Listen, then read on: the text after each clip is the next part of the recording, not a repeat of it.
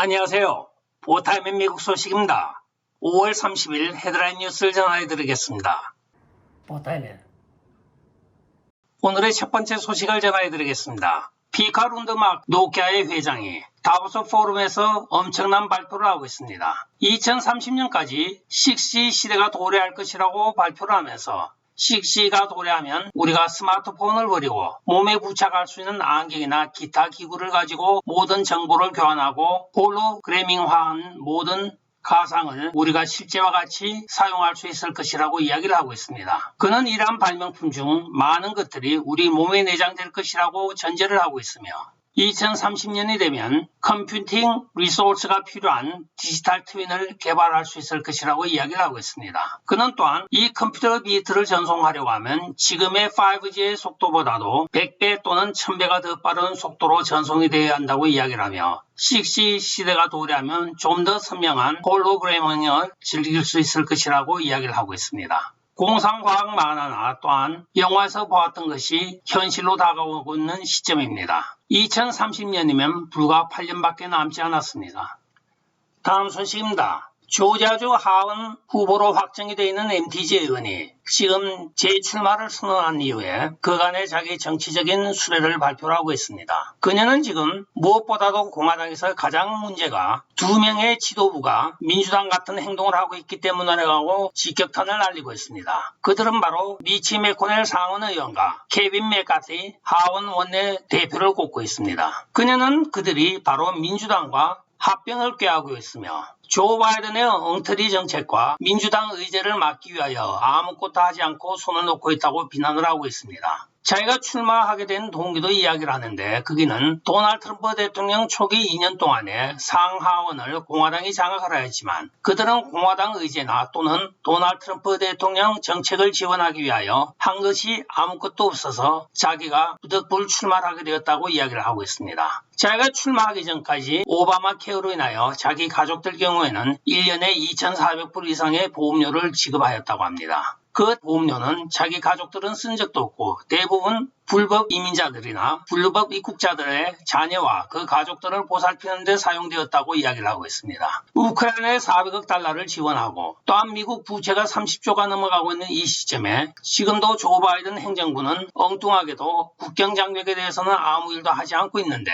여기에 대하여 상하원 어느 누구도 아무런 목소리를 내지 않고 있다고 하는 것이 이 공화당이 집권을 하더라도 과연 공화당 의제를 제대로 이어갈 수 있을지 자기로서는 의문이 들 수밖에 없다고 발표를 하고 있습니다. 최근에 좌파들이 이 MTG 의원을 출마를 하지 못하게 하기 위하여 16위원회에 소환되었다는 그 사실 하나로 자격 탈락을 법원에 신청하였으나 판사가 자격 탈락을 거절하였기 때문에 이번에 공화당에서 후보로 나오게 된 것입니다. 정치 초년병인 MTG 의원이 보다 못해 썩어빠진 공화당 수뇌부를 향하여 한마디 한 것입니다.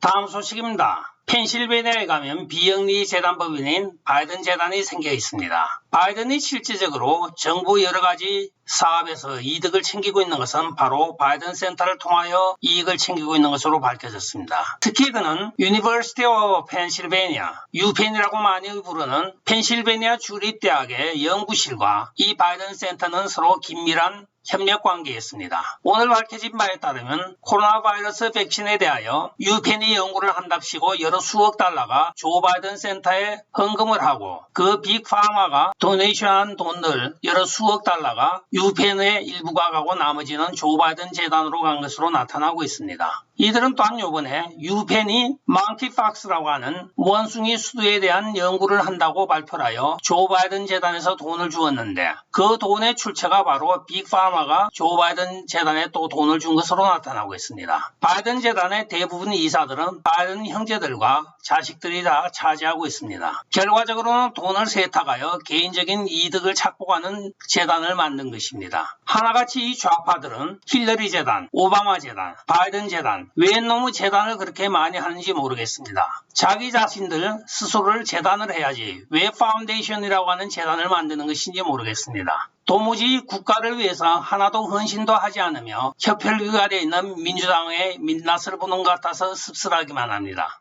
다음 소식입니다. 5월 28일부터 시작된 미국 현충일 휴가에 여러 수천 편의 항공기 예약이 취소가 되는 사태가 발생을 하고 있습니다. 토요일인 28일 약 5,300편의 국내 항공편이 취소가 되었고 일요일도 약 3,000건이 취소가 된 것으로 나타나고 있습니다.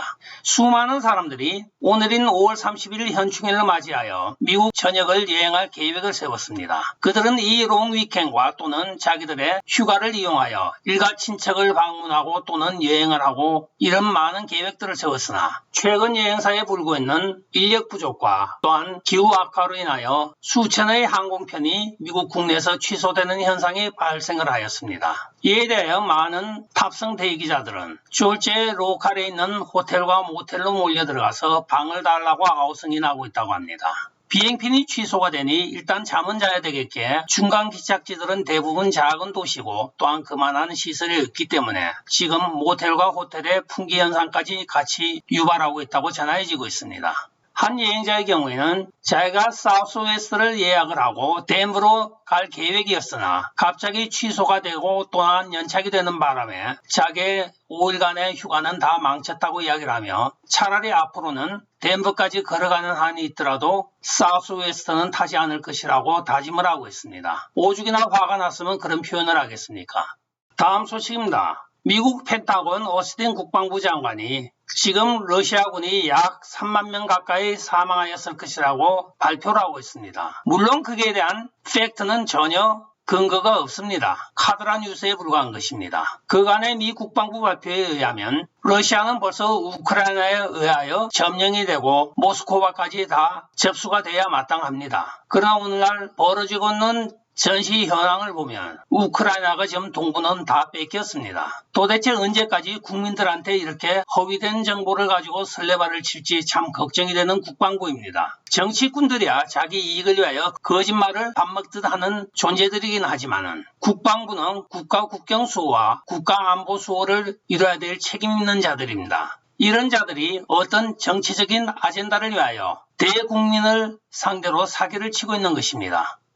다음 소식입니다. 레이티온과 락히드 마틴사가 조인트 벤처로 투자한 제블린 조인트 벤처사가 국방부와 약 4억 900만 달러의 계약을 체결하였다고 오늘 발표가 되고 있습니다. 이는 약 5,500대에 해당하는 제블린 미사일을 영국과 나토에 공급한 이후에 지금 미국은 재고가 없다고 발표를 하면서 이 생산을 하기 위하여 제블린 조인트 벤처 회사에 약 3억 900만 불의 계약을 체결하였다고 국방부가 공식적으로 발표한 것입니다. 이것이 바로 미국의 방위산업체가 돈을 버는 방법입니다. 제블린 미사일이 언제 때 제블린 미사일인데 아직도 그 타령을 하며 재고 떨어졌다고 다시 생산한다고 하고 있습니다. 원래 국방부 돈은 눈먼 돈이라는 소문이 많이 있습니다. 먼저 먹는 자가 임자라는 것이겠죠.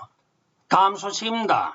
2022년 3월에 EPA는 생명공학 회사인 억시텍에 지모기를 방출할 수 있는 허가를 2년을 연장을 하여 주었습니다. 이 허가서에는 약 24억 마리의 유전자 변형이 된 지모기를 방출할 수 있게 되어 있습니다. 이들이 보고한 보고서에 의하면 이 유전자가 조작된 지모기는 야생에 서식하고 있는 많은 모기들과 결합을 하여 그 번식을 막는 작용을 한다고 발표를 하였으나 그간의 몇 년간의 시험을 하여 수억 마리를 방출하였으나 아무 효과가 없고 오히려 변형된 모기만 더욱더 기승을 부리는 것으로 나타나고 있습니다. 이는 결과적으로는 빅파마와 미 정부 간에 결탁된 가장 부패된 사건으로 기록될 것이라고 오늘 전문가들은 발표를 하고 있습니다. 이 무모한 시험에 대하여서는 환경에 어떤 영향을 미치는지에 대하여 아직까지 보고된 바는 없습니다. 그러나 현재 야생에 새로운 변종의 모기가 발생이 되고 있고 이 지모기는 물론 1년이 지나면 다 소멸이 됩니다. 그러나 변형된 이 모기들은 또 무엇으로 지금 퇴치를 시켜야 될지 대책이 없는 것으로 나타나고 있습니다. 미국의 CDC나 FDA는 여기에 발뺌을 하기 위하여 최근에 환경을 다스리는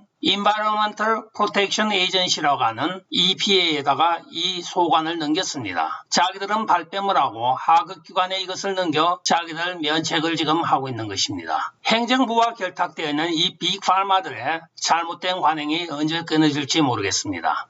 오늘의 마지막 소식을 전해드리겠습니다. 지난 주말 캐티 호철 뉴욕 주지사는 주 주민들의 주 전역에서 운전하는 운전면허증에 성별로 X를 선택할 수 있는 옵션이 있다고 발표를 하였습니다. 이 변경사항은 6월 24일부터 적용이 되며 뉴욕주의 성별인식법에 따라 시행되고 있다고 발표를 하였습니다. 이 새로운 법안은 비운전자 신분증 등을 가지고 있는 뉴요커들은 신분증의 성별 표시를 X, M 또는 F에서 X로 업데이트할 수 있다고 발표를 한 것입니다. 즉, 남, 여 성별에 대하여 X라는 성별을 새로 부과한 것입니다. 뉴욕 주지사가 지금 뉴욕주에 치솟고 있는 범죄율에 대해서는 나몰라라 하고 있으며 이렇게 엉뚱한 성별 어젠다를 가지고 정치적으로 설치고 있는 것입니다. 지난 주말에만 뉴욕주에서 한 아시안 남성은 지하철에서 3명의 흑인에게 폭행을 당하여 입원하여 있고 또 한 명의 아시안은 길을 가다가 흑인 청년에게 칼에 찔려서 중태에 빠져 있다고 전하여지고 있습니다. 뉴욕주가 이렇게 범죄가 성행하는 것은 바로 총기 휴대를 금지하는 법이기 때문입니다. 노약자나 소수는 자기 자신을 방어할 방법이 없습니다. 끝까지 시청해 주셔서 감사합니다. 좋아요, 구독, 알림, 그리고 공유 부탁드리고 댓글 많이 부탁드리겠습니다. 안녕히 계십시오. 바이.